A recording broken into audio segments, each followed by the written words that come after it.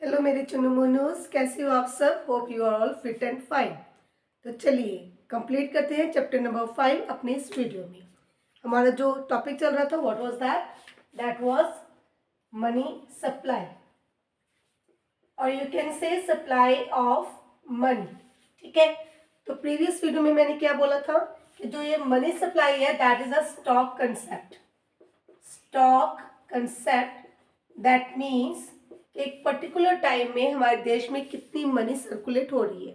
ठीक है, हमारे पास करेंसी कितनी है, नोट्स कितने हैं, तो जो भी इसमें इंक्लूड है according to that what is the total amount of that money. Okay, so that is a stock concept because it is studied at a particular point of time. Okay, MCQs के लिए इस बात का ध्यान रखना। अब इसके बाद नेक्स्ट क्या है बेटा, who supplies money. Who supplies money, तो इसमें बेसिकली तीन, first is RBI, then is the commercial banks and the last one is the government. Okay, तो अब इसके according RBI that is the sole authority of issuing the new currency. तो new currency, new notes issue करने की soul authority किसके पास है, RBI के पास। ठीक है, तो RBI will issue notes of all डेनोमिनेशंस।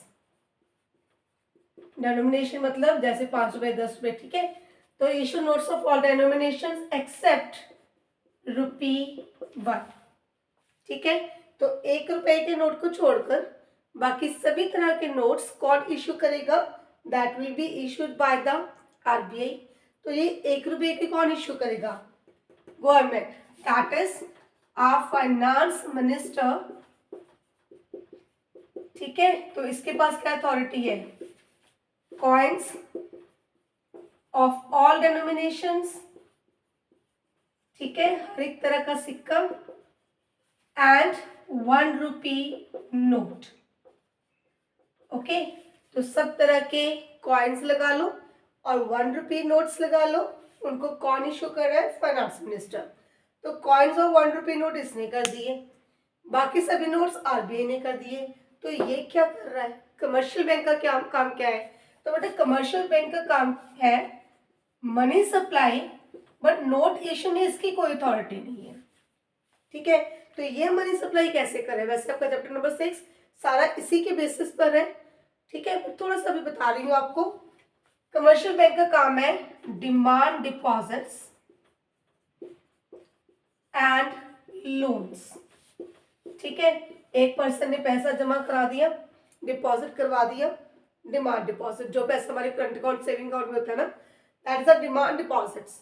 ठीक है, डिमांड डिपॉजिट्स मतलब ये मेरी डिमांड पे, कभी मैं इसको ट्रांसफर कर सकती हूँ किसी और के अकाउंट में डालना है, मुझे पेमेंट करनी है, मुझे विड्रॉ कराना है ना, तो अकॉर्डिंग टू माई डिमांड इसको मैं ज़्यादा कम कर सकती हूँ, ट्रांसफर कर सकती हूँ। ठीक है, तो इन्हीं के बेसिस पर कमर्शियल बैंक्स क्या करते हैं, लोन्स देते हैं। ठीक है, छोटी सी एग्जांपल ले लो कि मैंने 1 लाख रुपीस मेरे अकाउंट में डिपॉजिट है। ठीक है, किसी को लोन चाहिए तो 1 लाख रुपए में से कुछ अमाउंट एज अ रिजर्व रखकर कमर्शियल बैंक आगे लोन प्रोवाइड कर रहे हैं, सपोज 90,000 का। ठीक है, तो उसके अकाउंट में 90,000 डिपॉजिट हो गया। तो ये प्रोसेसर एज इट इज चलता ही रहेगा until the cash is withdrawn from the bank.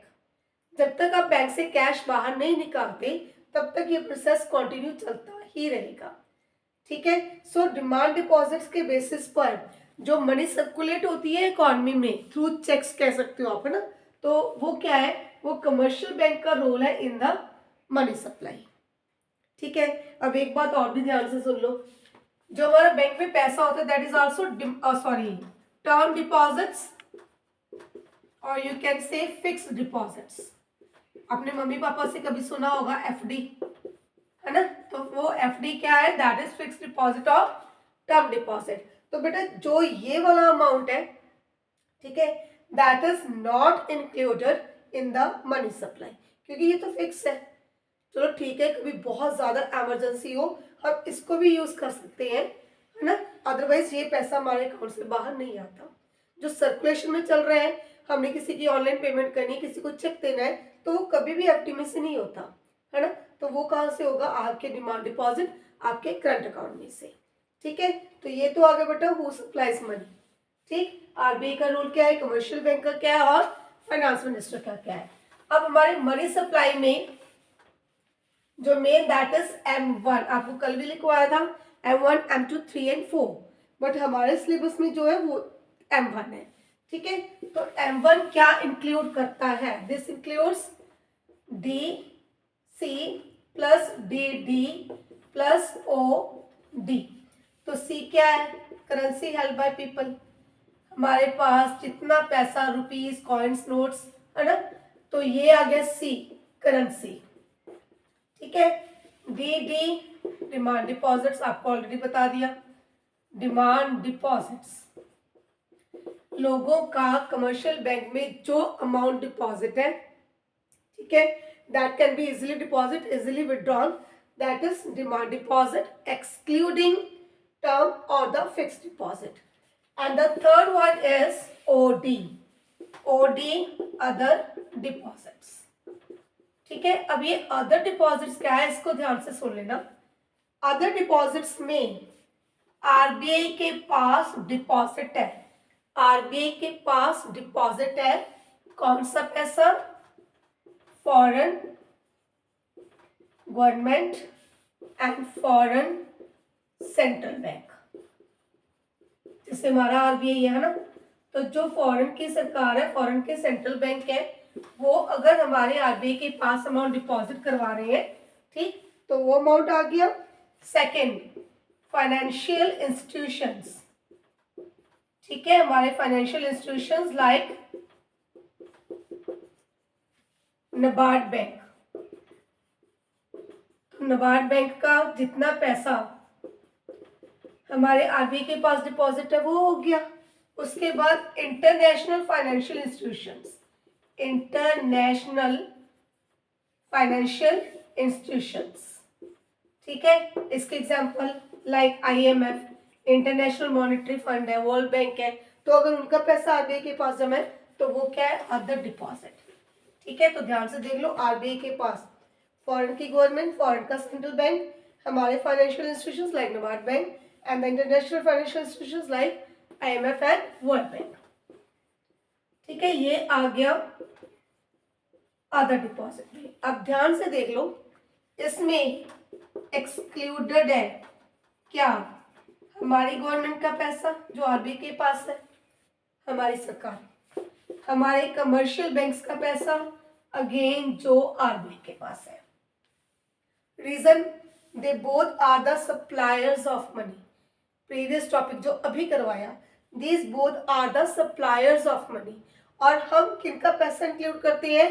That demand money, जो लोग पैसे की डिमांड कर रहे हैं उनका पैसा मनी सप्लाई में इंक्लूडेड होगा, जो पैसा सप्लाई कर रहे हैं उनका पैसा इंक्लूड नहीं होगा। ठीक है, हो गया ये भी टॉपिक क्लियर है। अब इसके नेक्स्ट बेटा क्या है आपके पास? स्पेशली डिफरेंस गिवन है टर्म डिपॉजिट और डिमांड डिपॉजिट, तो वो आप इजीली कर सकते हो। ठीक है, चलो एक दो पॉइंट्स बोल रही हूँ। Demand deposit included in money supply, term deposit not included in money supply. Then demand deposit पर इंटरेस्ट रेट लगभग ना के बराबर, बहुत थोड़ा, लेकिन एफडी पर आप सभी को पता है अच्छा इंटरेस्ट मिल जाता है। ठीक है, देन मनी सप्लाई में जो इंक्लूड होगा वो डिमांड डिपॉजिट होगा, टर्म डिपॉजिट नहीं होगा। ठीक है, शायद मैं रिपीट तो नहीं करती ये पॉइंट। चलो, तो ये हो गया आपका दोनों का डिफरेंस। उसके बाद नेक्स्ट आपके पास क्या है?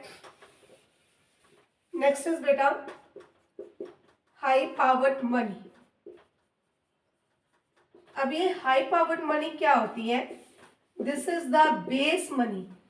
अब इसको बेस मनी क्यों बोलते हैं? इसको बेस मनी बोलते हैं बेटा क्योंकि ये मनी क्रिएशन के लिए, दैट इज द बेस। अगर आपको क्रेडिट क्रिएशन इंक्रीज करना है, मनी सप्लाई इंक्रीज करनी है, तो हमें हाई पावर्ड मनी चाहिए, बेस मनी चाहिए। ठीक है, तो इसमें क्या क्या इंक्लूड होगा? First of all currency held by people, जो लोगों के पास करेंसी है वो इंक्लूड हो गई। Second vault cash. अब ये वॉल्ट कैश क्या होगा बेटा? वॉल्ट कैश होता है, एक तो आरबीआई बोलते हैं कमर्शियल बैंक को कि आप इतना सीआरआर कैश रिजर्व आपको रखना ही रखना है, तो उसको बोलते हैं वॉल्ट कैश। ठीक है, लेकिन कभी अपनी इमरजेंसी के लिए वो खुद भी एक अमाउंट रख लेते हैं कि हमें ये पैसा चाहिए, है ना, एज अ डिपॉजिट हमने अपने पास रख लिया, तो आरबीआई को उससे कोई लेना देना नहीं है ना, उसको क्या बोलते हैं? That is called vault cash. और थर्ड क्या है? कमर्शियल बैंक्स का deposits of commercial banks with RBI.